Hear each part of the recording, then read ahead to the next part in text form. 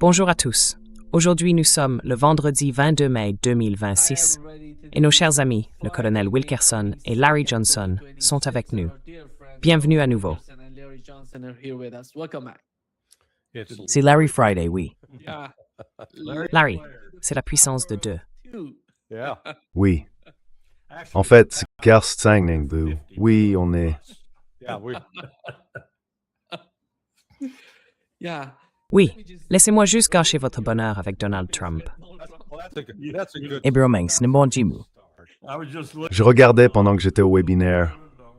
Je me suis dit, il va passer ça. Il va le passer parce que c'était partout sur YouTube.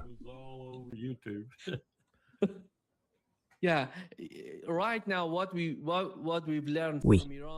En ce moment, d'après ce qu'on a appris sur l'Iran, il semblerait que 2 équipes soient sur place. L'une d'elles, une équipe pakistanaise, est arrivée avec une autre venue du Qatar.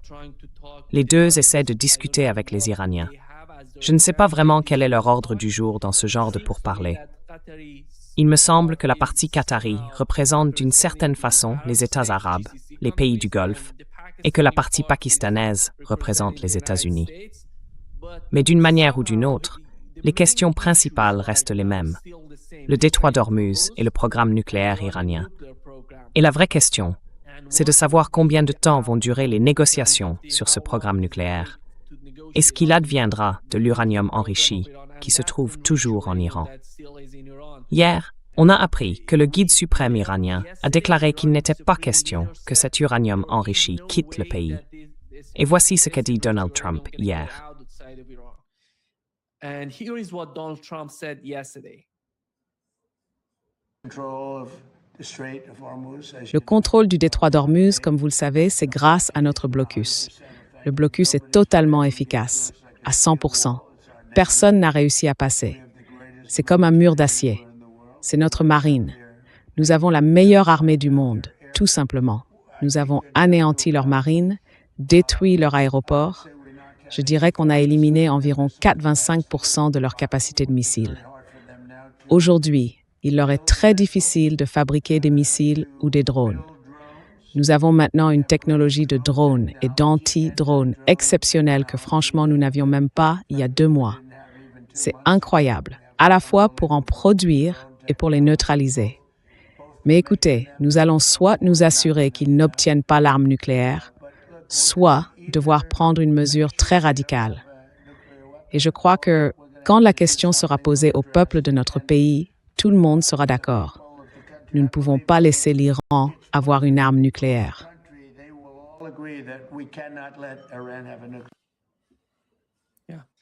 Larry, go ahead, Colonel. Larry, allez-y. Qui est ce monsieur important là, à sa gauche? Il a mangé un ballon de basket.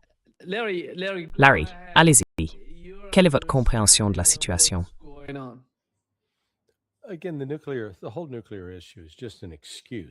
Encore une fois, toute cette histoire du nucléaire, c'est juste un prétexte. Ce n'est pas le vrai problème, parce que la volonté des États-Unis de détruire et d'éliminer la République islamique existait bien avant que l'Iran n'ait un programme nucléaire actif.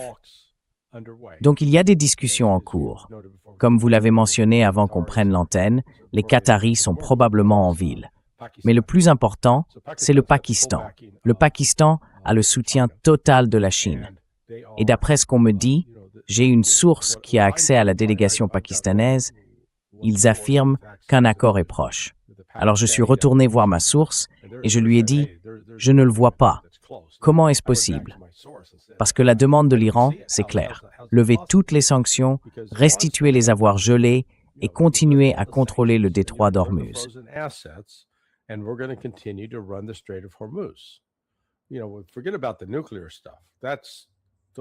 Tu sais, oublions un peu le dossier nucléaire. Ce sont les principales exigences de l'Iran en ce moment, et je ne vois pas Donald Trump prêt à les accepter. Bien sûr, ce serait formidable s'il le faisait. Le monde s'en porterait mieux, et on serait sur la voie du redressement. Mais franchement, je ne le vois pas faire ça. Cela dit, encore une fois, Trump ment. D'après les gardiens de la Révolution, au cours des dernières 24 heures, et c'était il y a environ, 1 heure, 35 navires, dont des pétroliers, des porte-conteneurs et d'autres bâtiments commerciaux, ont traversé le détroit d'Ormuz sous la coordination des gardiens, avec une escorte de sécurité. Donc non, ce n'est pas un fonctionnement normal, mais on dirait bien que le détroit d'Ormuz commence à être géré par l'autorité du détroit du Golfe Persique, la PGSA, que l'Iran a mise en place.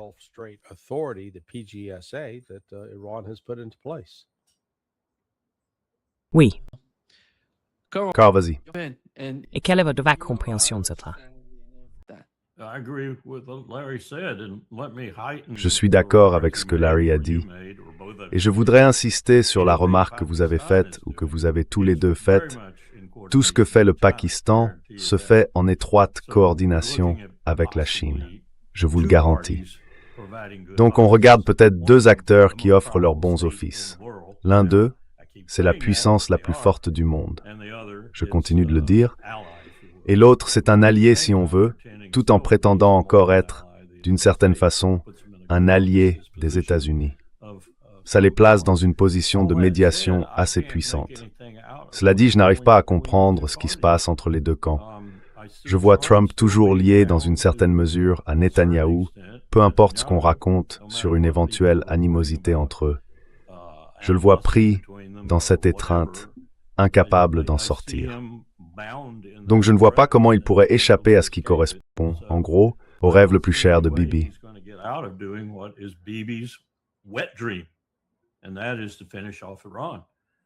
Et l'objectif, c'est d'en finir avec l'Iran, d'en faire une sorte d'entité morcelée, un Bantoustan, ou peu importe comment on l'appelle.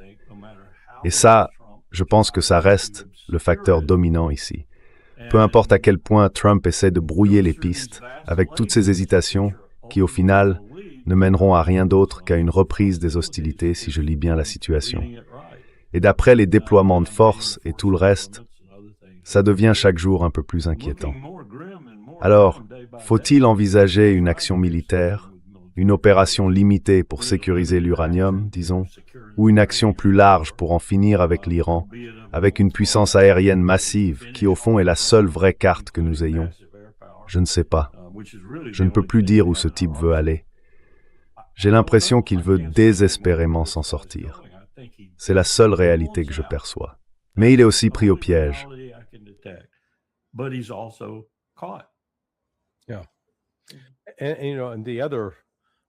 Oui, et l'autre dimension ici, c'est le Hajj. Les gens avec qui j'ai été en contact m'ont dit que du côté des équipes de gestion de crise, les 4, celles qui sont en opération pour diriger la guerre, tout est vraiment calme. Alors, pourquoi c'est si calme? Eh bien, il y a entre 2 et 3 millions de musulmans, sunnites et chiites, qui convergent vers la Mecque. La commémoration du Hajj commence dimanche, le 24, et se poursuit en réalité jusqu'au 31, donc pendant environ 7 jours. L'Aïd, je crois, tombe mercredi ou jeudi prochain, un de ces jours-là. C'est donc une période de très grande importance dans l'islam. Et les Saoudiens ont été très clairs avec les États-Unis. Ils ne permettront pas que l'Arabie saoudite serve de base de lancement pour une quelconque opération militaire américaine. En fait, on m'a dit, par quelqu'un qui, à mon avis, est bien placé pour le savoir, que les États-Unis ont transféré toutes leurs opérations de ravitaillement en vol vers l'Irak. Elles ne se font plus dans l'espace aérien saoudien. Donc si les Saoudiens continuent, vous voyez, s'ils persistent à empêcher les États-Unis de mener des opérations aériennes depuis l'Arabie saoudite, eh bien, les options militaires de Trump se réduisent considérablement. Oui, ils se retrouvent alors contraints à un couloir très étroit en passant par l'Irak, ce qui, en réalité, crée encore plus de vulnérabilité.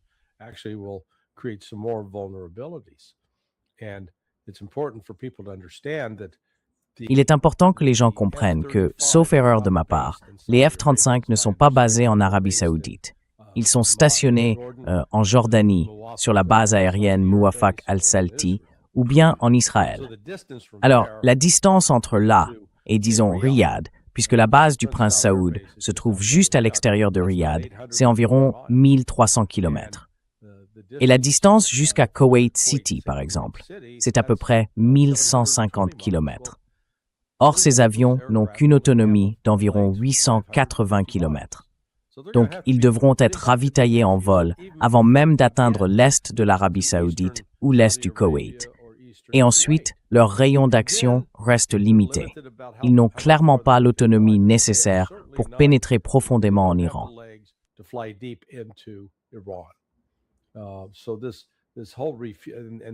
Donc tout ça, et c'est pour ça que la mission de ravitaillement est cruciale, parce que ces avions ravitailleurs, ils ne vont pas gérer un seul appareil, mais des dizaines. Alors si les Saoudiens ont coupé le courant du projet Freedom il y a 3 semaines, et qu'ils ont dit à Trump « Non, vous n'allez pas utiliser notre territoire pour, soi-disant, ouvrir le détroit », et que Trump a dû, disons, mettre sur pause l'opération Freedom, eh bien, ils ont mis sur pause parce qu'on leur a retiré la prise. Donc maintenant, il reste à voir, pour la suite, si les Saoudiens, avec le soutien du Qatar et du Koweït, disent aux États-Unis « Vous savez quoi ? C'était sympa, on a apprécié, mais on va accepter les offres russes et chinoises pour leur parapluie de sécurité, parce qu'avec eux, on a moins de risques de se faire exploser. »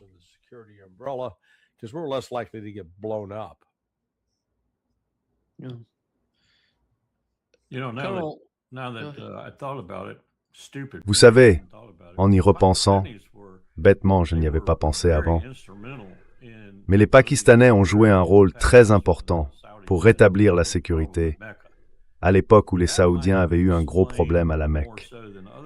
Ça pourrait expliquer plus que d'autres raisons pourquoi il y a aujourd'hui autant de forces pakistanaises en Arabie saoudite. Mais ça n'explique pas forcément la présence des combattants.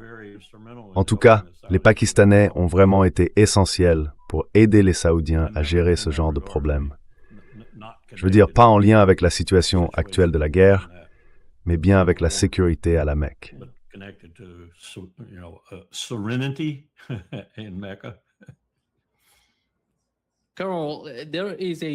Général, il y a un rapport, vous savez, de CNN et d'autres médias qui affirme que l'Iran dépasse tous les délais pour reproduire les armes qu'il a utilisées pendant les 40 jours de guerre. Et Donald Trump, dans l'extrait que je vous ai passé, dit que nous avons tout détruit.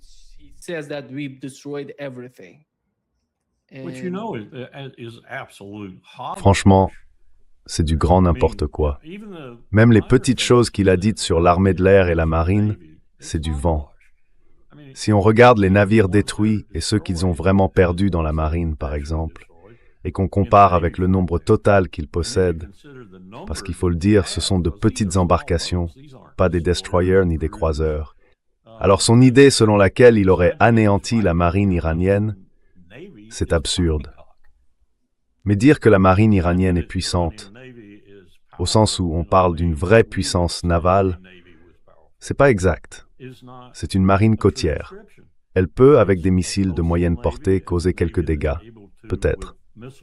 Mais ce n'est pas une force militaire redoutable face à la marine des États-Unis et à ce qu'elle est capable de faire. Donc, tout ça, c'est juste ridicule. Et il continue à le répéter. On dirait qu'il a une bobine dans la tête qui se détale tout seul. Et à chaque fois, il tourne en word. Puis on peut tourner.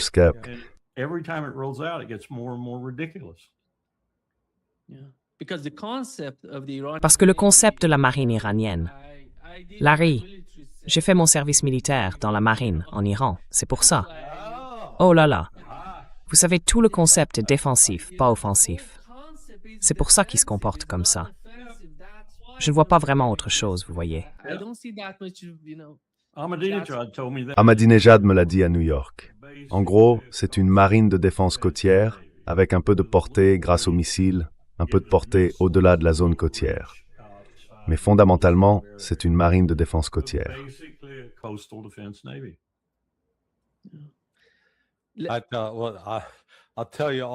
Je te raconterai ma blague sur la marine en dehors de l'antenne. Elle n'est sans doute pas très appropriée pour ton émission. Je crois que ma blague sur la marine aujourd'hui, ce serait l'amiral Bradley Cooper témoignant devant le Congrès. Ce regard de cerf pris dans les phares, il illustre parfaitement ce qu'on disait autrefois à Newport, à l'école de guerre navale. Les officiers de surface n'ont pas de cervelle.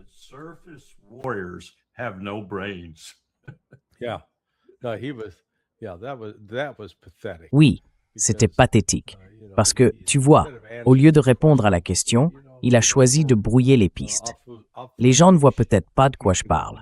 C'était l'un des membres du Congrès, un ancien militaire, je crois, de l'armée, qui demandait « Pouvez-vous définir la différence entre anéantir et dégrader ?»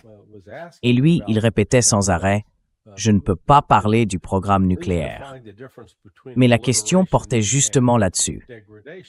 On lui disait « Expliquez-moi, dans votre usage de l'anglais, la différence entre anéantir et dégrader. » Et lui encore « Je ne peux pas parler du programme nucléaire. » Et là, franchement, on se dit « Oh, c'est pas possible. »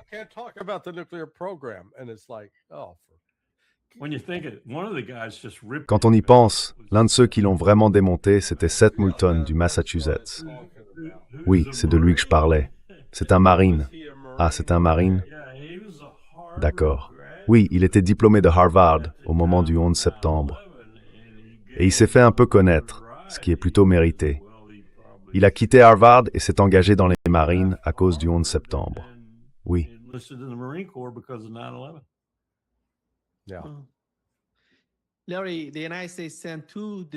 Larry, les États-Unis ont envoyé 2 destroyers équipés d'armes laser, et on parle de tirs de drones dans la région.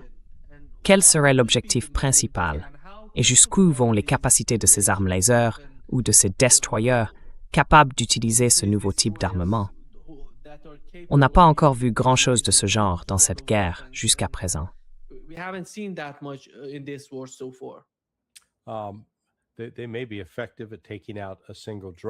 Ils peuvent être efficaces pour abattre un seul drone.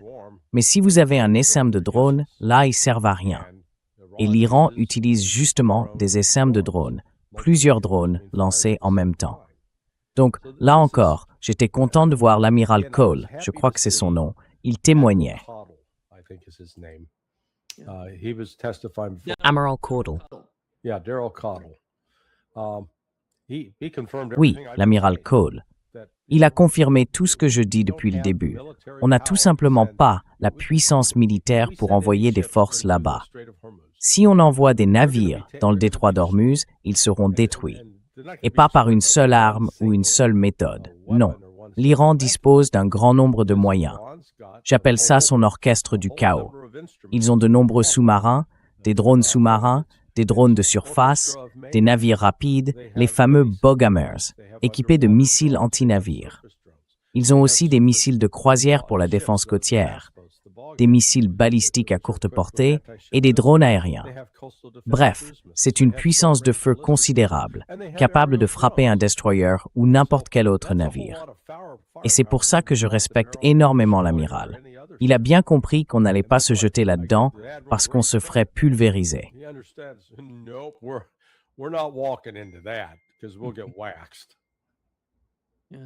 Oui, colonel, voici ce qu'il a dit.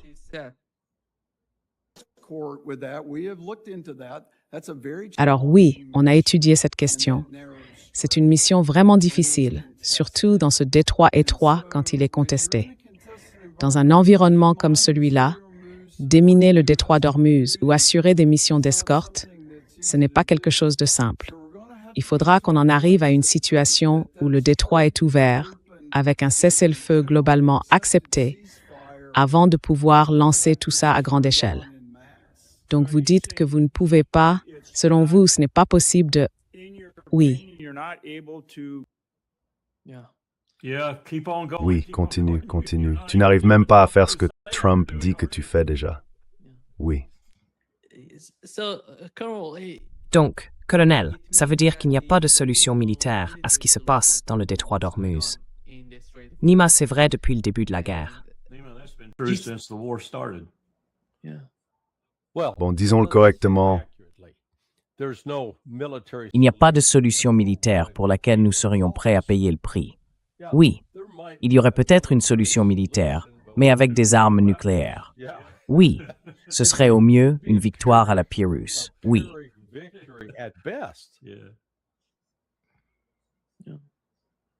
Oui, et je déteste en rire parce que j'entends de plus en plus de discussions sur les armes nucléaires. J'entends des choses du genre « Eh bien, on a dépensé tout ce temps et tout cet argent, pourquoi on ne pourrait pas s'en servir ?» Oui.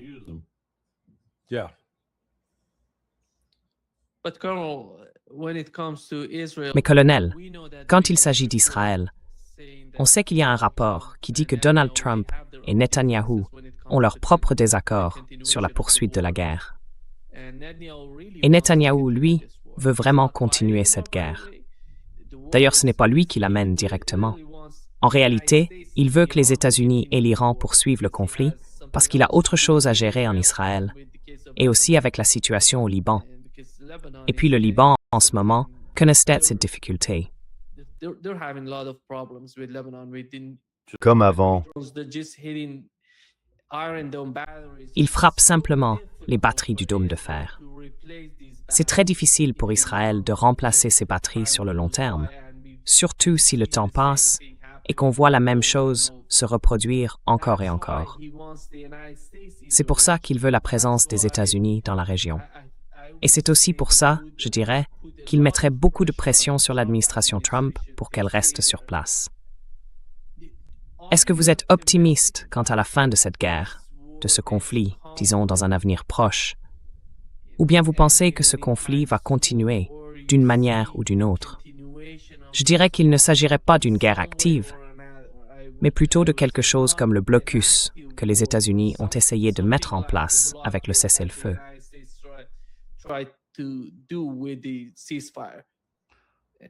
If you look at Lebanon and you look back to 1982, si on regarde le Liban et qu'on revient à 1982, à l'époque où Ariel Sharon était ministre de la Défense et en quelque sorte l'architecte de cette invasion, eh bien, si on regarde leur retrait ignominieux, et je dis bien ignominieux, qu'ils ont rendu encore plus ignominieux en massacrant des gens dans les camps au moment de leur départ, un épisode dont ils refusent toujours de parler et qu'ils continuent de nier. Si on regarde tout ça, puis qu'on se souvient, je crois que c'était en juillet 2006, de la leçon que le Hezbollah leur a donnée à ce moment-là, et qu'on observe la situation actuelle, on comprend à quel point le problème que Netanyahou s'est créé lui-même sur un nouveau front de guerre est inextricable, et il n'a pas fini avec Gaza. Il n'y a absolument aucune chance qu'il ait fini avec Gaza.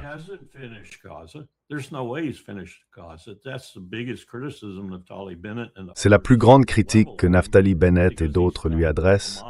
Il a le Hamas dans les tunnels et il n'a rien fait. Et ça le frustre énormément. L'armée israélienne aussi est très frustrée. J'ai vu hier que, même pendant ce cessez-le-feu, je me demande encore ce que cessez-le-feu veut dire en hébreu, leur nombre de morts à Gaza est vraiment impressionnant quand on y regarde de près. Et chaque jour, ils trouvent de nouvelles façons de justifier la mort de toujours plus de Gazaouis.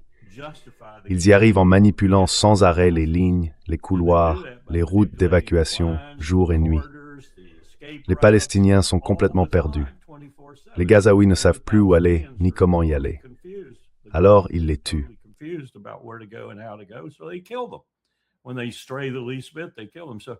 Quand ils s'écartent, ne serait-ce qu'un peu, ils les tuent.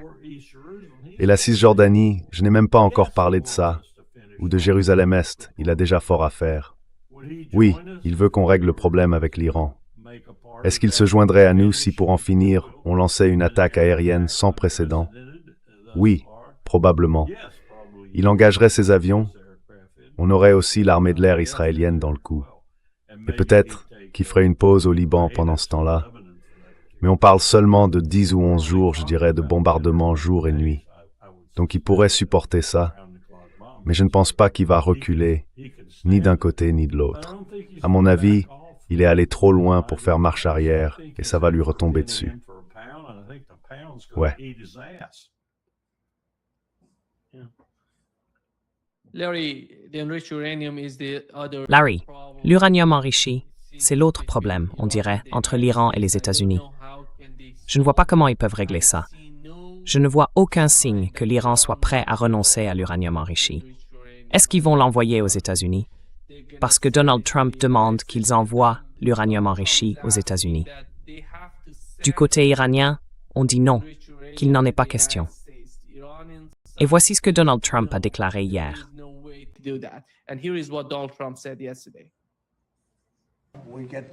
On va obtenir l'uranium hautement enrichi. Oui, on va l'avoir. On n'en a pas besoin. On n'en veut pas. On le détruira sans doute une fois qu'on l'aura, mais on ne va pas les laisser l'avoir. Oui. Et comment ça va être possible, ça? Est-ce que ce sera par la négociation, par des discussions, ou bien est-ce qu'il compte l'obtenir comme il a déjà essayé de le faire auparavant, dans le sud de l'islam?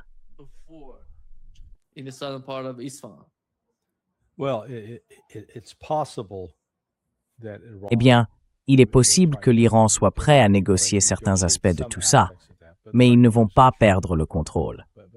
Mais je reviens à ce que je disais tout à l'heure. Ce n'est pas le vrai problème. C'est juste l'objet brillant que le magicien agite pour attirer ton attention pendant qu'il fait autre chose de l'autre main. L'objectif des États-Unis et d'Israël, c'est de détruire la République islamique et de trouver n'importe quelle excuse ou raison pour le faire. Toute cette insistance sur l'uranium, l'enrichissement, les armes nucléaires possibles, tout ça, si tu veux, c'est un scénario à la Hollywood. Ils ont compris que c'était le récit qu'il fallait vendre aux gens pour qu'ils avalent leur salade. Parce que, soi-disant, on aurait peur d'une bombe nucléaire.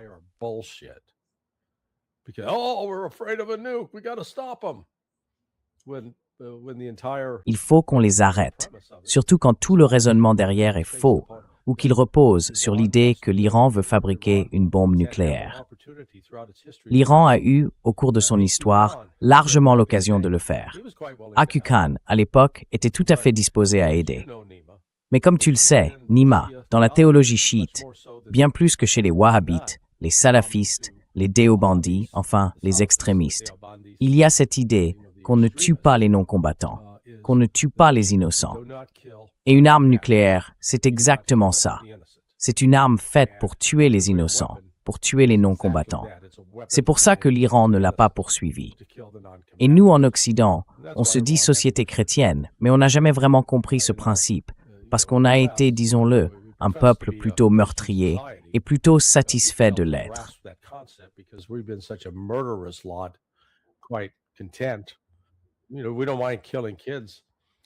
Vous savez, ça ne nous dérange pas de tuer des enfants. Tant qu'on le fait depuis 10 000 mètres d'altitude, pas de problème. C'est quand on s'approche, qu'on regarde quelqu'un dans les yeux et qu'on lui tire une balle dans la tête. Là oui, ça devient gênant. Mais tant qu'on peut les tuer à distance, tout va bien. Alors, encore une fois, je pense que toute cette histoire d'uranium, c'est une distraction. Je ne sais pas. Vous voyez, je pense que l'ayatollah Ali Khamenei aurait parfaitement le droit de dire « Hey, nous sommes un pays souverain. Nous sommes signataires du traité de non-prolifération, le TNP. Nous avons autorisé les inspections de l'AIEA ici. Nous allons faire ce que nous avons à faire, en tant que nation souveraine, tout comme les États-Unis, la Russie, la Chine, l'Inde et le Pakistan. Et si ça ne vous plaît pas, tant pis pour vous. »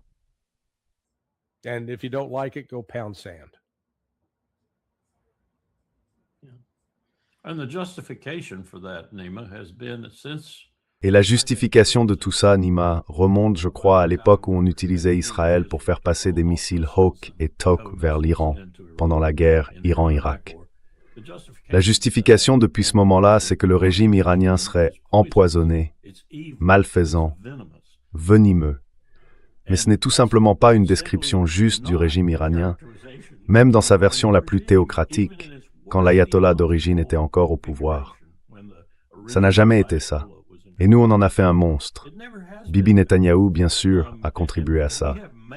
Et maintenant, on est piégé là-dedans. On est pris au piège d'avoir créé quelque chose qui n'existe pas et d'en avoir fait la cible d'une guerre.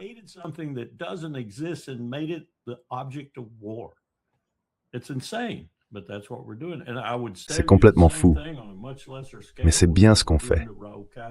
Et je te dirais la même chose à une échelle bien plus petite avec ce qu'on fait à Raúl Castro à Cuba en ce moment. On va l'attraper. On va l'attraper et le ramener ici. exactement comme on l'a fait avec le dirigeant du Venezuela, Nicolás Maduro.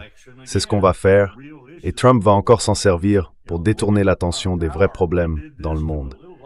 Regardez notre puissance. On a fait ça à une petite île au sud de la Floride, et soi-disant, ça a réglé un problème vieux de 50 ans. Quelle blague. Ouais, on a attrapé un homme de 94 ans. Ouais, Jésus. Franchement. Et la Cour suprême a approuvé ça.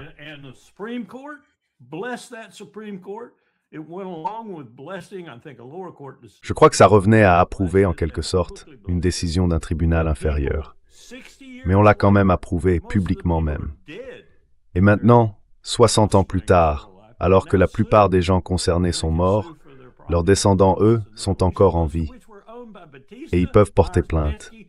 Ils peuvent réclamer les biens qu'ils ont perdus pendant la Révolution. La plupart appartenaient à Batista, à Meyer Lansky ou à Lucky Luciano. C'est une histoire d'une noirceur incroyable. N'oubliez pas Meyer Lansky. Oui, le grand patron. Vous savez, ils apportaient chaque mois $1 million en liquide dans des sacs escortés par 1 ou 2 voitures blindées jusqu'à l'hacienda de Batista, et ils lui donnaient ça. C'était leur façon de payer pour posséder son île. Oui, et nous, on a tout approuvé.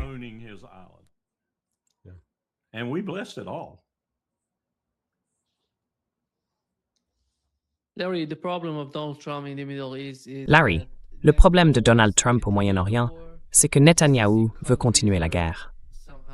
Les pays du Golfe, eux, ressentent la douleur.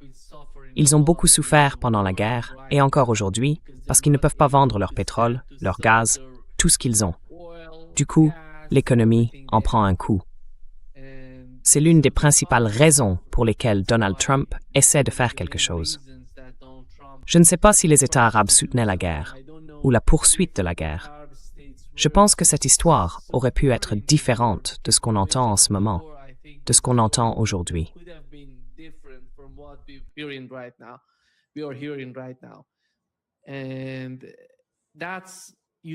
Et vous voyez bien les deux camps. L'un veut continuer la guerre et l'autre veut y mettre fin parce qu'il ne gagne plus d'argent. La question, c'est qui va l'emporter? Et comment Donald Trump pourrait-il trouver une solution pour rester au milieu? Je ne parle pas d'être à droite ou à gauche, mais de ne pas perdre. Parce que pour Donald Trump, c'est essentiel, pour sa personnalité, de ne pas perdre et de pouvoir sortir en déclarant la victoire. L'ambassadeur Chas Freeman a dit aujourd'hui que la seule solution pour Donald Trump, ce serait le Congrès, que le Congrès mette fin à la guerre et que Donald Trump puisse dire « Ce n'est pas moi, c'est le Congrès qui m'a forcé ».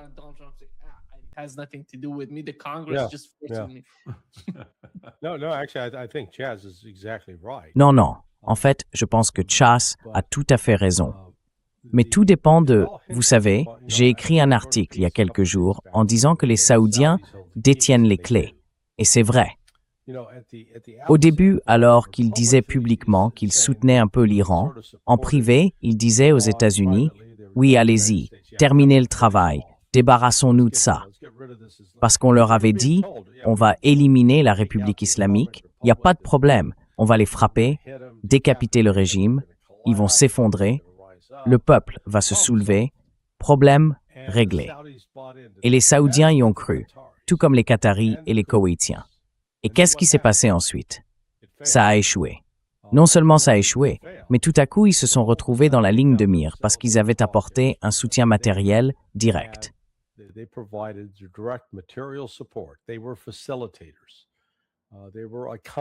Ils ont été des facilitateurs, des complices d'un massacre, et ils ont fini par en payer un prix terrible.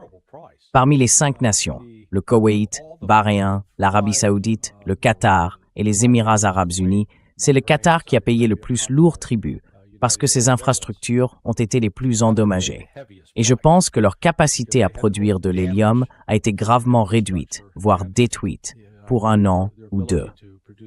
Vous savez, ils fournissaient environ 44% de l'approvisionnement mondial en hélium.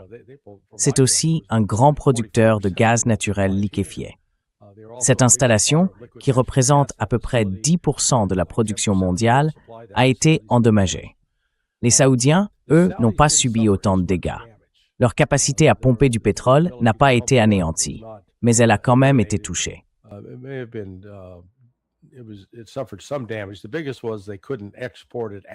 Le principal problème, c'est qu'ils ne pouvaient pas l'exporter hors du golfe Persique. Donc, après l'échec des frappes de décapitation, qui devaient provoquer ce soulèvement tant attendu et renverser le gouvernement iranien, les Saoudiens ont commencé à revoir leur position. Le Qatar et le Koweït aussi. C'est à ce moment-là que la Chine et la Russie sont entrées en jeu. Enfin, elles n'avaient jamais complètement disparu du tableau. Mais elles se sont montrées beaucoup plus actives et les échanges diplomatiques se sont intensifiés. En gros, elles proposaient de mettre en place une nouvelle architecture de sécurité, comme on dit, qui inclurait aussi la Turquie et qui impliquerait les Turcs, les Saoudiens, les Iraniens et les autres pays du Golfe. L'idée, c'était que chacun prenne en charge sa propre sécurité sans dépendre des États-Unis.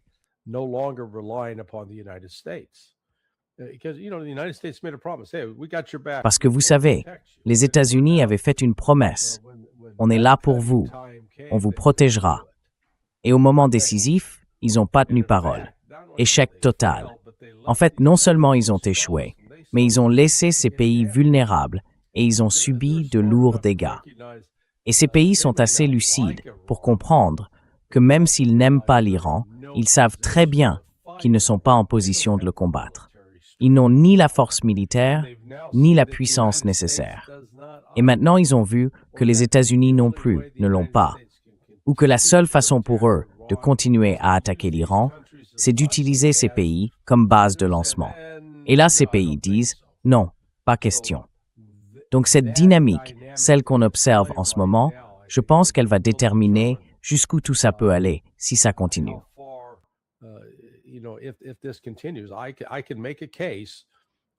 Je peux défendre l'idée que malgré la fanfaronnade de Trump et son envie, il veut le faire.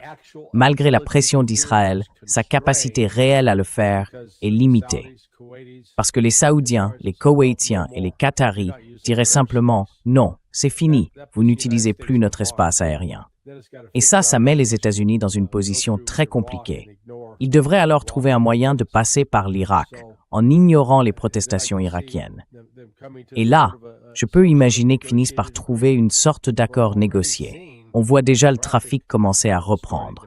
L'Iran a imposé un arrêt complet, donc les exportations recommencent à sortir, ce qui atténuera un peu la douleur au niveau mondial.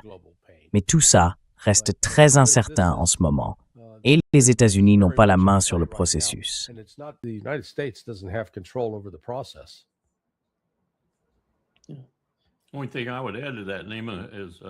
La seule chose que j'ajouterais à ça, Nima, et je sais que Larry n'avait sans doute pas l'intention d'exclure Bahreïn de ses réflexions tout à l'heure, c'est qu'ils ont été pratiquement anéantis. Oui. Tu sais, j'y pensais pendant tout le temps où Larry parlait. Je crois que parfois, sur le moment, ils avaient un choix à faire dans les pays du CCG. C'était différent dans chacun d'eux, mais il y avait quand même un point commun. Et ce point commun, c'est qu'une fois la première phase terminée, qu'on peut dire, je pense que l'Iran a remporté, ils avaient une option. Soit ils revenaient à ce qu'ils connaissaient, à ce dont ils avaient l'habitude depuis des années, surtout l'Arabie saoudite, soit ils poussaient sur le plan diplomatique, en coulisses et par tous les moyens dont ils disposent, y compris la menace, peut-être même en menaçant du côté de Riyad les États-Unis, pour qu'ils y aillent, qu'ils en finissent, qu'ils fassent ce qu'il faut faire, puisque c'est ce qu'ils nous disent depuis toujours qu'ils sont capables de faire.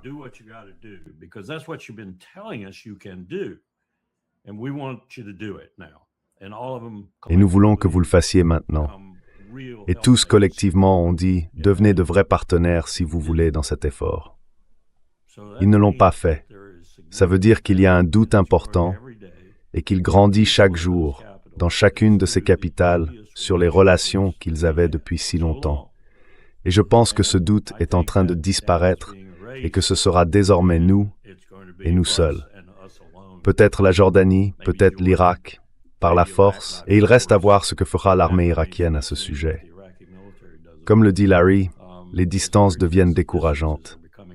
Et d'autres s'en mêlent aussi, comme le Pakistan, avec la Chine derrière, ou encore Erdogan. Je pense que les décisions sont prises maintenant.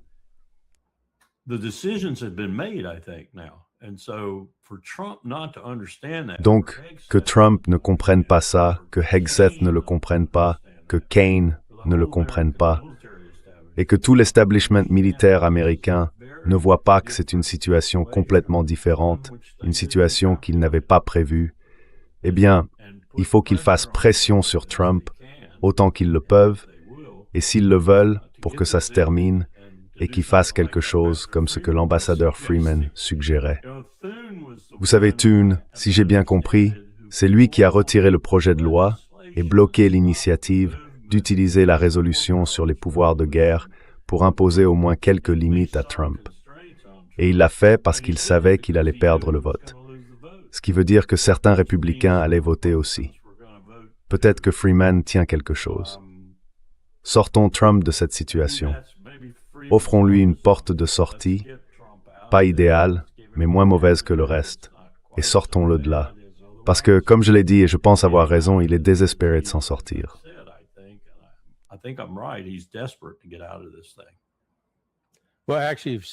En fait, vous avez vu que le Sénat a adopté une résolution et maintenant, elle est à la Chambre.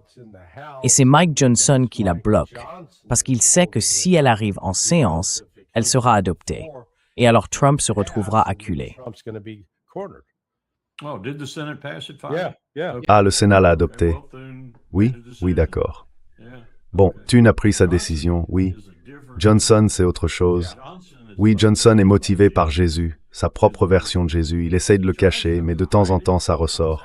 Comme sur le mal avec Rubio et les autres qui ont payé pour ça. Mais la version israélienne de Jésus, pas le. Ah oui, tout à fait. Vraiment, tout à fait.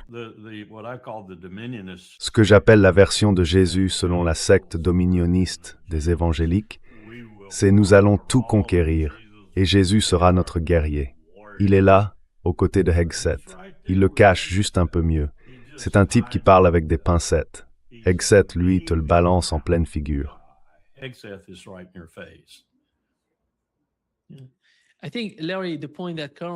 Je pense, Larry, que le point que Carl vient de soulever à propos de la Turquie est important, parce que Bloomberg a rapporté qu'en mars, la Turquie avait fortement réduit ses investissements dans les bons du Trésor américain, passant d'environ 16 milliards de dollars à 1,8 milliard. C'est une baisse énorme. Il y avait un article l'autre jour dans le Wall Street Journal à propos des obligations, comment ils appellent ça déjà, la séance d'enchères ou peu importe le nom qu'on lui donne, qu'on organise régulièrement. Eh bien, personne ne voulait acheter. Oui, les enchères, les ventes du grain. Oui, personne ne voulait acheter. Eh bien, oui, ça, je veux dire, quand la Turquie traverse une crise de liquidité, elle a besoin de lever des dollars. Et la façon d'obtenir ces dollars, c'est de vendre des bons du Trésor. Et ça, j'en parlais justement avant que vous arriviez, colonel. Je discutais avec Nima du débat Monk qui a eu lieu mercredi, entre Mearsheimer et Stephen Walt d'un côté, et Victoria Nuland et Mike Pompeo de l'autre. Et franchement, mon Dieu, quel duo. Pompeo et Nuland, deux crétins.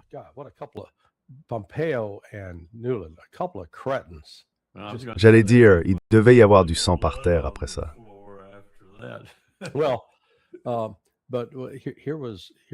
Oui, mais voilà que Pompeo vantait, tu sais, la solidité du Trésor américain.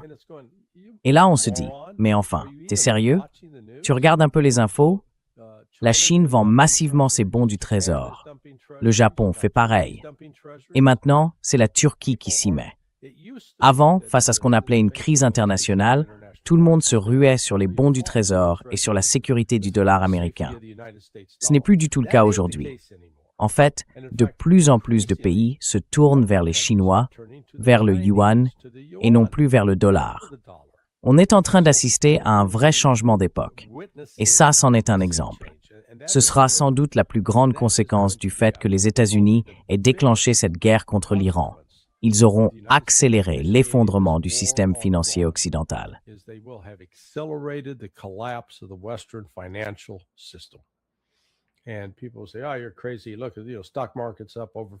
Et les gens disent « Oh, tu es fou. Regardez, la bourse a grimpé de plus de 50 000 aujourd'hui. Le marché ne se comporte pas normalement. C'est un marché irrationnel. » Ce que cette guerre a révélé, c'est à quel point l'économie mondiale dépendait de 5 matières premières qui viennent du Golfe Persique. Et vous savez, tout le monde pensait au pétrole, bien sûr, mais on ne prêtait pas vraiment attention au gaz naturel liquéfié.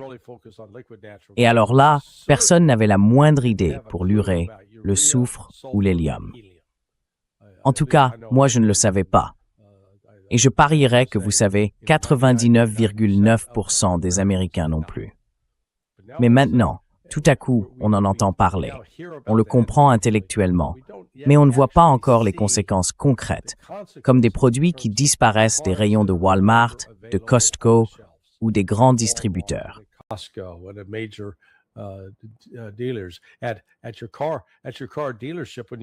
Quand vous allez chez votre concessionnaire pour faire changer l'huile, il se peut qu'ils ne puissent pas le faire, tout simplement parce qu'ils en ont plus.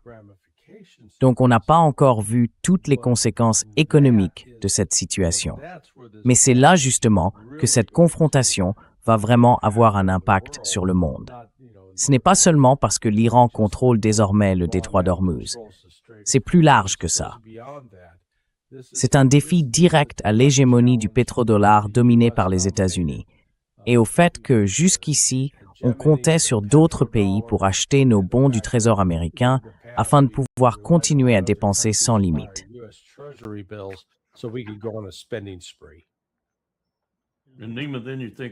Et Nima, ensuite, tu penses à cette phrase de Donald Trump. Je ne pense pas à la situation financière des Américains, pas même un peu. C'est une citation directe de Donald. Oui.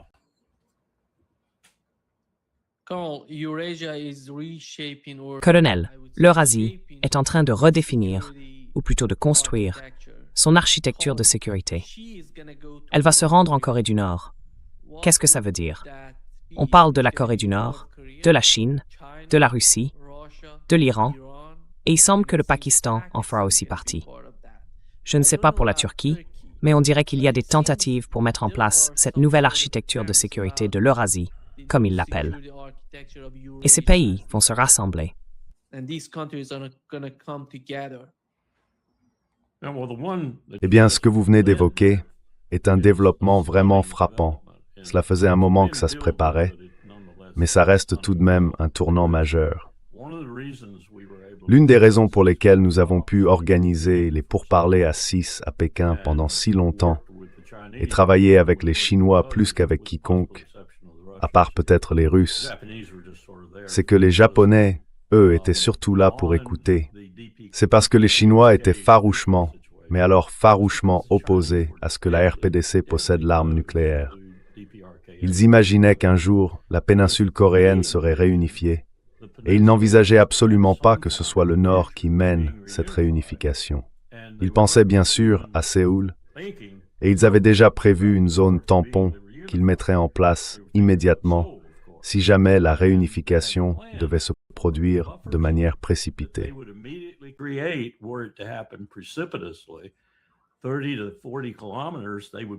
30 à 40 kilomètres, ils repousseraient les forces chinoises au-delà du Yalu et ailleurs, en Corée du Nord.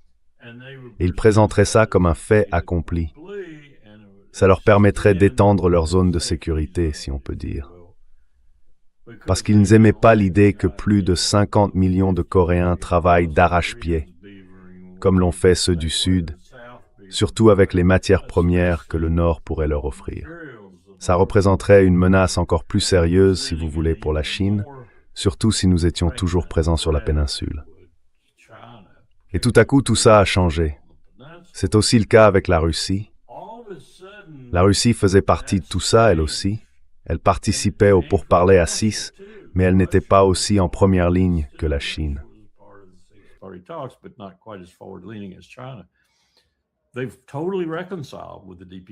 Ils se sont complètement réconciliés avec la RPDC, On peut dire que c'est les exigences de la réalité et du rapport de force, surtout en Asie du Nord-Est, et maintenant à l'échelle mondiale, à cause de nos erreurs. Mais on est en train de forcer toutes ces alliances entre, à mon sens, des acteurs très différents, des acteurs qui ont chacun leur propre passif vis-à-vis de la superpuissance ou de la puissance rivale avec laquelle ils s'associent. On les pousse à jouer dans le même camp, à entrer dans le même sac, au point même que la RPDC propose maintenant d'envoyer des soldats à toutes sortes d'autres pays qui pourraient avoir des problèmes. Pour eux, c'est une aubaine. Ils ont obtenu une reconnaissance mondiale, si on peut dire, au-delà du fait qu'ils sont une puissance nucléaire. Et tout ça, c'est nous qui l'avons provoqué. On est en train de creuser notre propre tombe.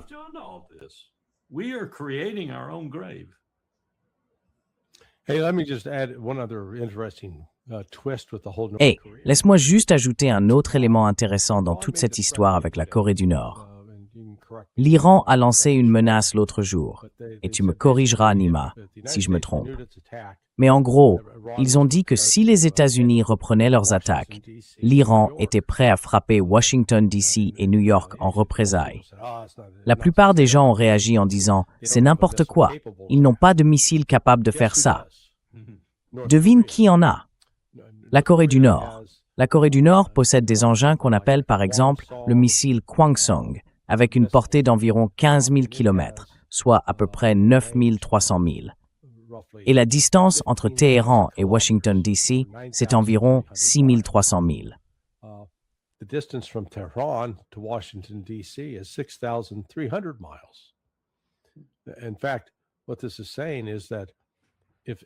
En fait, ce que ça veut dire, c'est que si la Corée du Nord partageait ou fournissait ce missile à l'Iran, l'Iran pourrait frapper n'importe quelle cible sur le territoire continental des États-Unis, à l'exception de l'Alaska et d'Hawaï. Il pourrait toucher Los Angeles, San Francisco, enfin, n'importe où.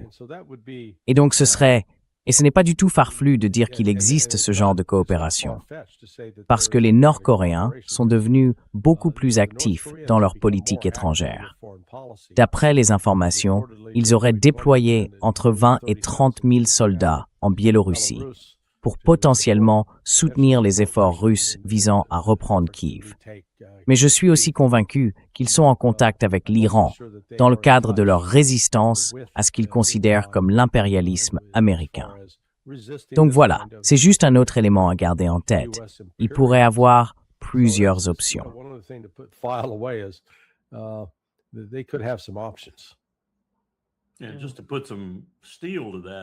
Et pour donner un peu de poids à tout ça, disons que nous avons suivi l'un des derniers tests de missiles balistiques vraiment sophistiqués de la Corée du Nord jusqu'à la limite de sa télémétrie. Et l'analyse qui a suivi a confirmé exactement ce que Larry disait. Elle a montré qu'ils avaient enfin réussi à mettre au point un missile balistique, celui qu'ils cherchaient à obtenir depuis longtemps, et qu'avec leur ogive nucléaire, ils pouvaient atteindre Washington, D.C. Depuis la Corée. Tiré depuis la Corée. Oui, oui.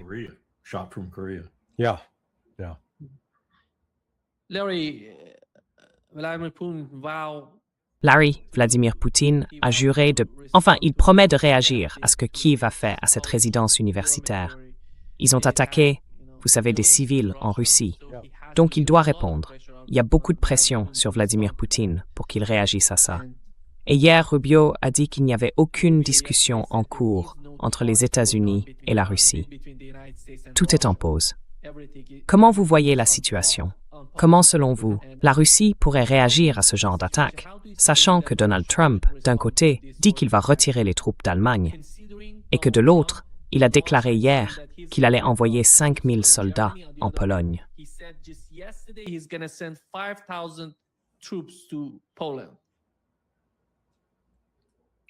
Quelle force formidable qui partent pour la Pologne. C'est juste un ralentisseur, rien de plus. Oui, écoutez, moi personnellement, je ne comprends pas pourquoi le SBU, pourquoi le ministère de la Défense à Kiev, pourquoi ils tiennent encore. Franchement, la Russie devrait utiliser les Iskander et les éliminer. Peut-être qu'ils vont le faire maintenant. D'ailleurs, la rhétorique du côté russe a été récemment exprimée par l'ambassadeur Polyansky, puis par Sergei Ryabkov, le vice-ministre des Affaires étrangères. Ils ont été très clairs. Ils vont attaquer l'Europe, ils vont riposter contre l'Europe, et en particulier contre les pays baltes, parce qu'ils permettent que leur territoire soit utilisé pour lancer des drones contre la Russie.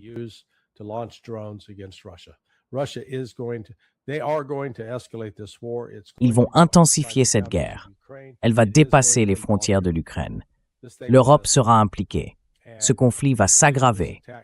Et cette dernière attaque, encore une fois, cette attaque contre des civils et surtout contre des enfants, c'est révoltant. Il n'y a absolument aucune justification possible. Donc je ne pense pas qu'ils vont se contenter d'une riposte symbolique. À mon avis, elle sera très importante et elle marquera une nouvelle étape dans l'escalade du conflit.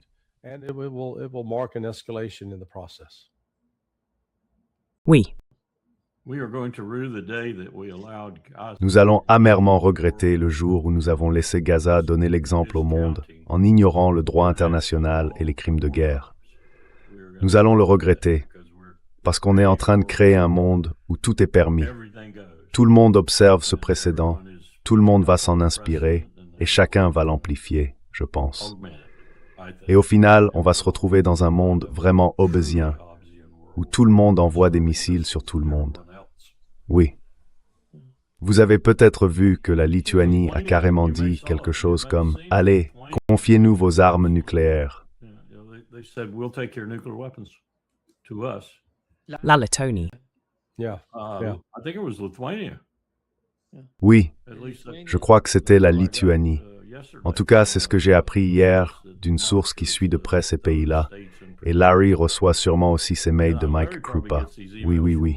La situation en Pologne est aussi pleine de problèmes.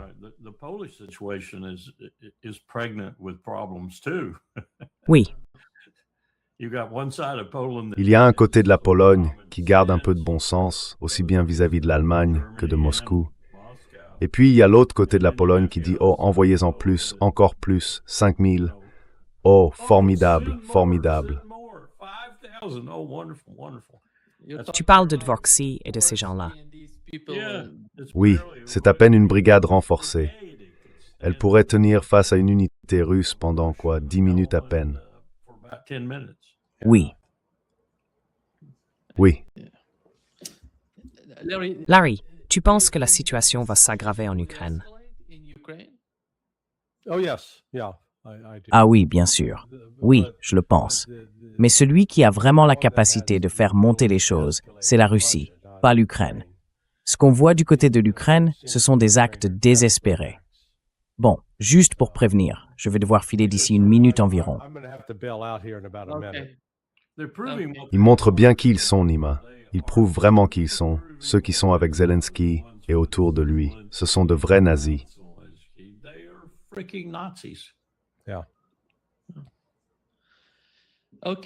D'accord, merci Larry. Mais je vais continuer avec le colonel Wilkerson, parce que j'ai encore quelque chose à faire avec lui. Je ne te blâme pas. De toute façon, tu restes avec les meilleurs. Bon, les amis, on se revoit plus tard. On se retrouve lundi et espérons que le monde n'explose pas d'ici là. Parfait. Je me joins à cette prière. Salut.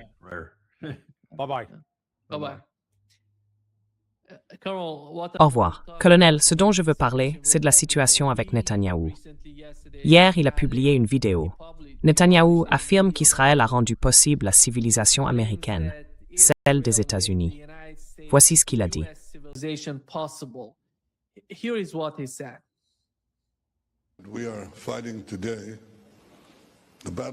Aujourd'hui, nous menons le même combat que celui des Maccabées. Eux, ils se sont battus pour la survie du peuple juif et de la foi juive, contre un ennemi qui voulait nous anéantir, nous effacer de la surface de la terre. Nous menons notre propre bataille, mais c'est aussi celle de la civilisation, parce que notre civilisation repose sur la tradition judéo-chrétienne. Et si les Maccabées avaient échoué, il n'y aurait pas eu de judaïsme, pas de civilisation judéo-chrétienne. Il n'y aurait pas eu les Maccabées, pas les États-Unis, pas cette civilisation de la liberté, du respect de nos traditions communes, de nos valeurs partagées. Rien de tout cela n'aurait existé sans ces 5 frères courageux. Ce sont eux qui ont tout changé. Et cet esprit-là, c'est celui qui anime aujourd'hui ces soldats courageux, ici, et leurs camarades. Yeah. That's a condensation of history that is frankly absurd. C'est une condensation de l'histoire qui est franchement absurde. Et c'est le genre de choses, je dois le dire, que propagent en particulier les ultra-sionistes, et même ceux que j'appellerais les juifs de la période sioniste. C'est un rejet de la véritable histoire du monde et de l'humanité, mais un rejet à visée propagandiste, utilitaire pour ce groupe. Et c'est utilitaire, porteur de dangers potentiels pour ce que le monde devrait vraiment être, parce qu'il ne devrait pas correspondre à cette conception sioniste de l'humanité. Je veux dire, c'est à tous les niveaux possibles, en plus d'être un ensemble de mensonges historiques, dangereux, que n'importe quelle race, n'importe quel peuple sur cette terre, n'importe quelle religion, prétende occuper cette position du genre « je suis Adam, je suis Ève », et fasse comme si c'était de l'histoire réelle, c'est non seulement absurde, mais dangereux. Et aujourd'hui, Netanyahou est incarnateur de ce danger. On earth today of that danger.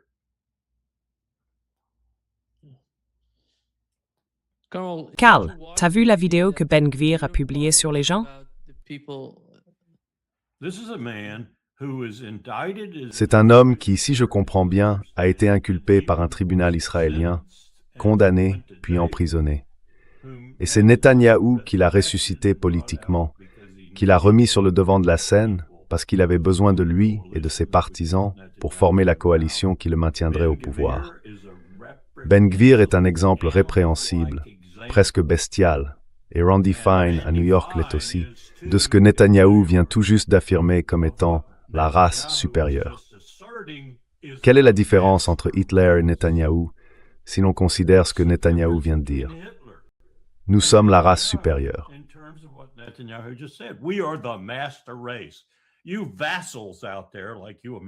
Vous, les vassaux là-bas, comme vous les Américains, vous ne seriez même pas là si cette race de maîtres n'était pas là pour tout sécuriser à votre place. C'est ça qu'il veut dire. Franchement, il n'y a aucune différence entre lui et Adolf Hitler. Je le dis depuis le début. Lui et Hitler pensent pareil, agissent pareil, se ressemblent. On a déjà vu ça. Oui, on a déjà vu ça. Dans une certaine mesure, on l'a vu en Italie avec Mussolini, et on le reverra. Je suis sûr qu'on pourrait décrire certains personnages du passé, ceux qui ont violé et massacré pour prendre le pouvoir, dans le même esprit. Mais je ne suis pas certain qu'on les appellerait les Maccabées, eux.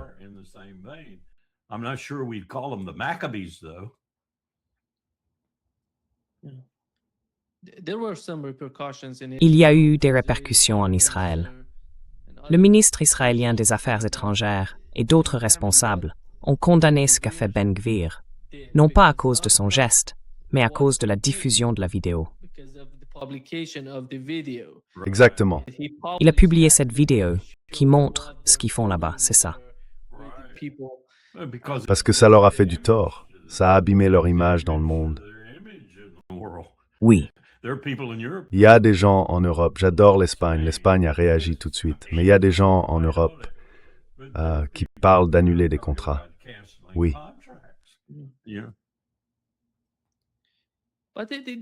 Mais ils s'en fichent, Larry. À mon avis, ils ne se soucient de personne. C'est pour ça que Ben Gvir traite les gens de cette manière.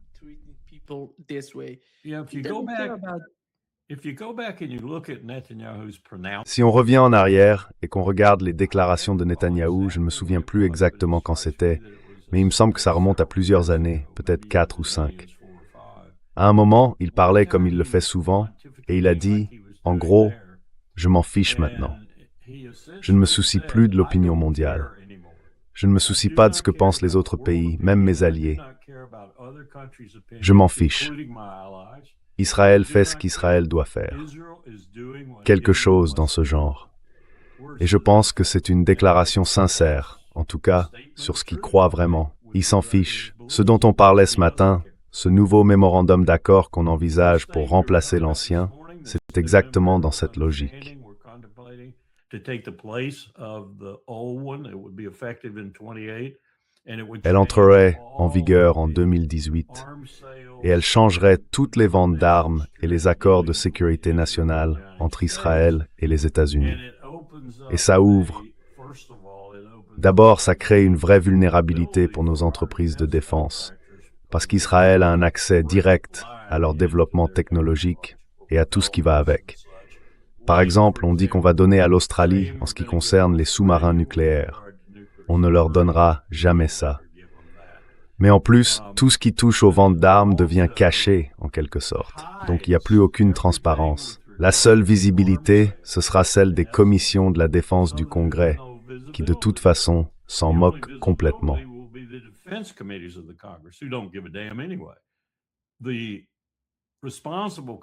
Les commissions responsables, comme celle des affaires étrangères, qui appliquent par exemple la loi Leahy et d'autres dispositifs du même genre, ne seront plus là. Ces ventes d'armes se feront donc en gros dans l'ombre. Et les entreprises de défense seront dans cette ombre avec eux, avec les Israéliens. C'est une évolution très insidieuse. J'espère sincèrement que le Congrès va grandir un peu, faire preuve d'intelligence et ne pas adopter ce genre de protocole d'accord. En plus, la façon dont l'argent circule d'un côté à l'autre a changé. Ça a changé de manière fondamentale, si j'ai bien compris le briefing. Donc ce sont des choses qu'Israël essaye de faire discrètement, en ce moment même.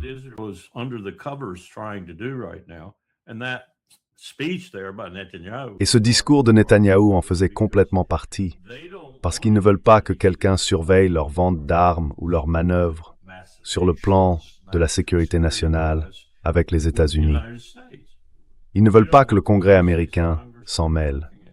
Ils ne veulent pas qu'une personne comme Josh Paul se lève et dise « la loi Leahy, ceci, cela et le reste ». Vous savez qu'ils disent « vous n'avez pas le droit de faire ça ». Ils ne peuvent pas tuer des civils sans distinction avec nos armes, sans être sanctionnés et sans qu'on suspende les ventes d'armes. Non, personne ne ferait rien à ce sujet. Alors Josh Paul est parti. Il a eu raison. Et si on adopte ce nouveau mémorandum d'accord, ça ne fera qu'empirer les choses.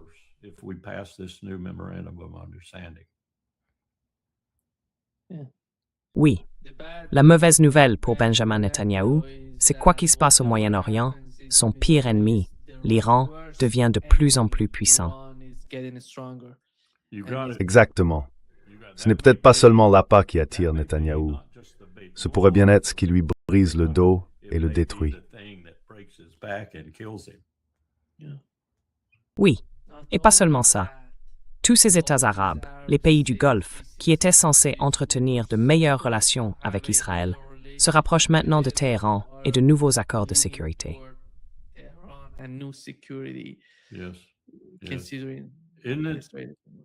Oui, c'est étrange, non?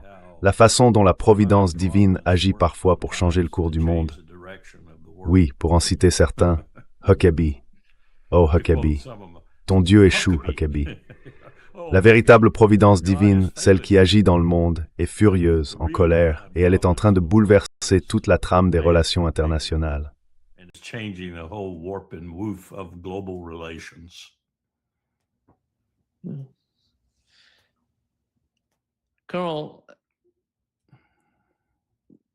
Colonel, à propos du Liban, pensez-vous qu'on va avoir une nouvelle série de discussions entre Washington et le gouvernement libanais?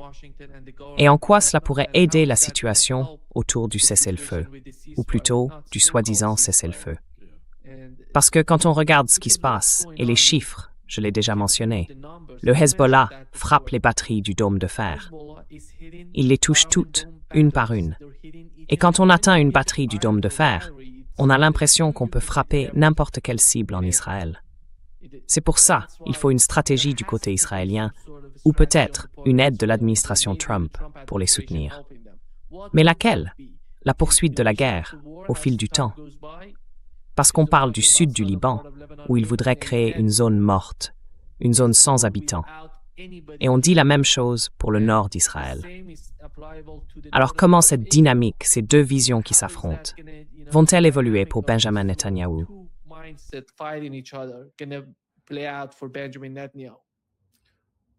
I'll go back to 1982 again, and Je vais revenir encore une fois à 1904-22 et dire que la seule façon de corriger cette situation, sans faire de vraies concessions diplomatiques à Beyrouth, je parle de vraies concessions, pas de celles qu'on fait d'habitude, du genre leur tordre un bras dans le dos, leur lever l'autre au-dessus de la tête et leur dire « vous allez faire ce qu'on vous dit de faire ».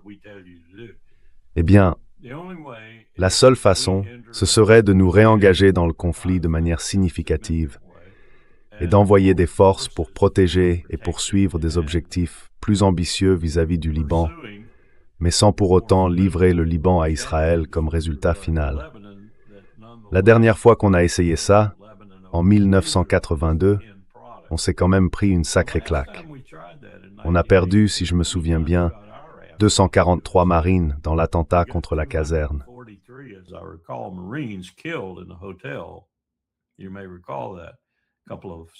Vous vous souvenez peut-être, il y avait aussi quelques marins là-dedans, je crois. Et au final, après avoir déplacé Arafat, on s'est retiré de façon assez humiliante, même si le New Jersey envoyait des obus de 16 pouces sur les Druzes dans les montagnes et qu'il se passait bien d'autres choses. À l'époque, il y avait aussi des forces syriennes au Liban. J'ai entendu un commentaire l'autre jour qui m'a vraiment frappé. Un Libanais m'a dit « C'était mieux quand on avait les Syriens avec nous. » Oui, bon, ils ne disaient pas ça à l'époque, mais ils le disent maintenant, parce qu'ils ont vu de leurs propres yeux qui est le véritable ennemi. Le véritable ennemi, comme l'a dit le ministre des Affaires étrangères d'Oman, le véritable ennemi dans la région, c'est Israël.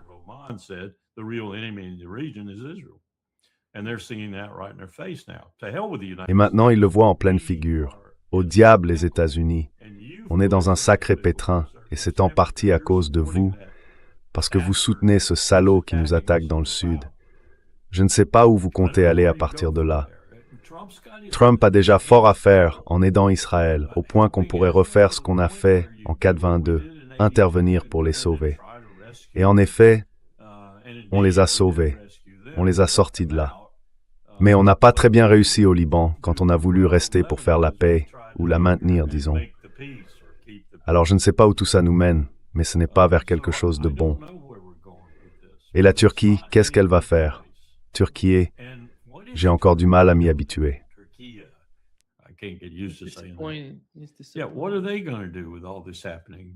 Qu'est-ce qu'ils vont faire avec tout ça qui se passe juste à côté de chez eux? Je suis vraiment surpris qu'Erdogan n'ait encore rien fait jusqu'à présent. Rien qui serve de leçon à Bibi Netanyahou. Franchement, ça m'étonne. Il doit y avoir beaucoup d'intérêts économiques en coulisses qui le dissuadent d'agir. C'est un peu comme ce que disait Larry à propos des ventes et des achats d'obligations et du fait que la Turquie a besoin de ceci ou de cela. Bref, il y a plein de choses qui se passent en arrière-plan qu'on ne voit pas et qui peuvent être des freins. Mais tôt ou tard, la dimension géostratégique, géopolitique, appelez ça comme vous voulez, la situation de guerre, tout ça va forcément finir par peser dans l'esprit des Turcs.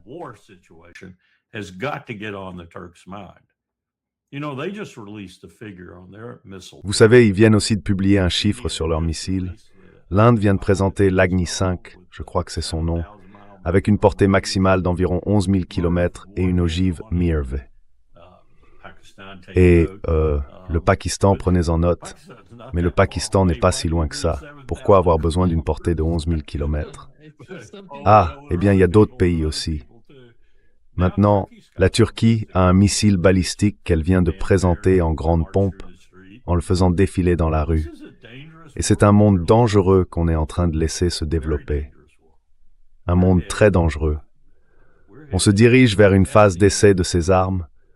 Poutine est peut-être sur le point de le faire, peut-être pas nucléaire, mais avec un missile qui pourrait l'être, contre Kiev.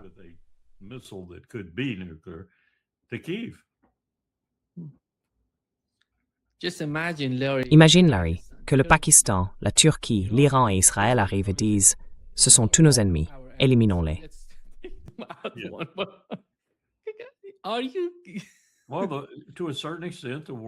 Est-ce que vous...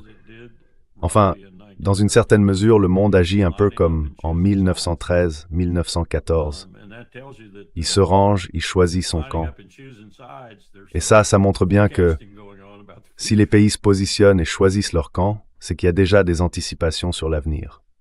L'autre jour, j'ai essayé d'imaginer comment un conflit mondial pourrait éclater ou se propager dans un endroit comme Kaliningrad ou en Pologne, là où la guerre en Ukraine pourrait soudainement dégénérer.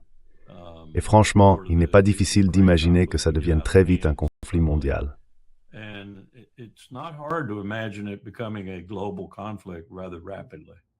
Exactement. Et ce n'est pas très difficile d'imaginer que ça devienne nucléaire assez vite. Je veux dire, on a aujourd'hui 9 États dans le monde qui possèdent l'arme nucléaire. Et certains d'entre eux m'inquiètent beaucoup, vraiment beaucoup. L'un d'eux, c'est bien sûr Israël. Donc on a un système sans aucun traité, sans rien pour nous freiner, à part cette vieille idée que l'arme nucléaire sert de dissuasion. Mais on en arrive à un point où ces armes peuvent devenir une tentation si on est vraiment en colère, comme je pense que Moscou l'est en ce moment, et qu'on est convaincu, comme je crois que Poutine l'est, qu'il faudra de toute façon finir par faire la guerre à l'OTAN. Alors pourquoi ne pas la commencer et faire de la première étape une victoire éclatante pour soi-même, un message au reste du monde? Je ne sais pas. Les armes nucléaires ne sont plus la dissuasion qu'elles étaient autrefois. Je ne le pense pas.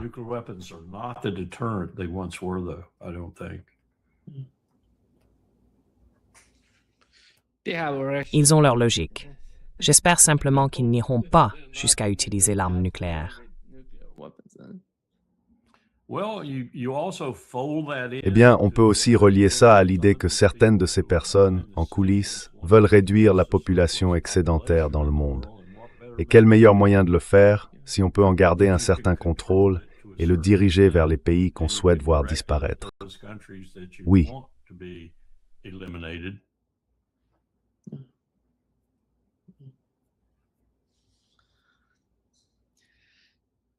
Merci. Merci, Larry, d'être avec nous aujourd'hui. C'est un vrai plaisir. Désolé d'être aussi pessimiste. Je deviens un peu Monsieur Cassandre. Rien n'est vraiment optimiste en ce moment quand on regarde ce qui se passe un peu partout. Cuba revient sur le devant de la scène d'ailleurs. On n'en a pas parlé, mais Cuba revient. Oui, voilà. Ça va être une catastrophe et je sais qu'il va le faire. Je le sais, il va le faire. Le président de Cuba a déclaré aujourd'hui que ce serait un bain de sang si les États-Unis tentaient de faire quoi que ce soit contre Cuba.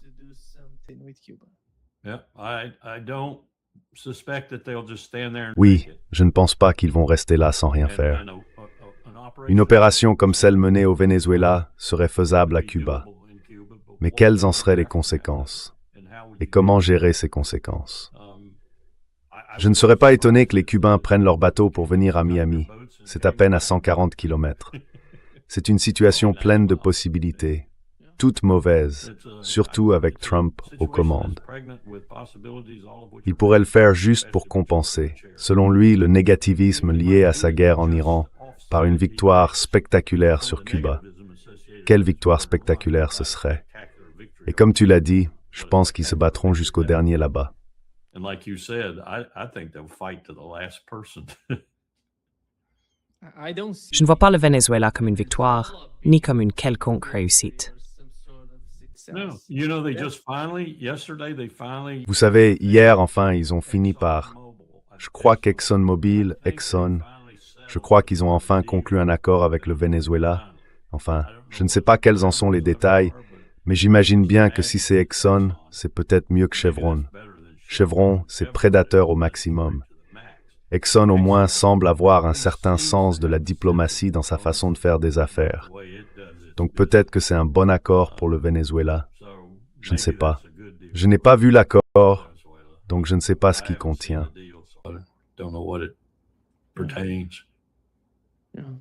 Oui, merci Larry. À bientôt, on va en parler. On verra bien ce qui se passe. Oui. Espérons-le, oui, espérons et prions. Oui, exactement. Prends soin de toi. Prends soin de toi. Au revoir. Bye-bye.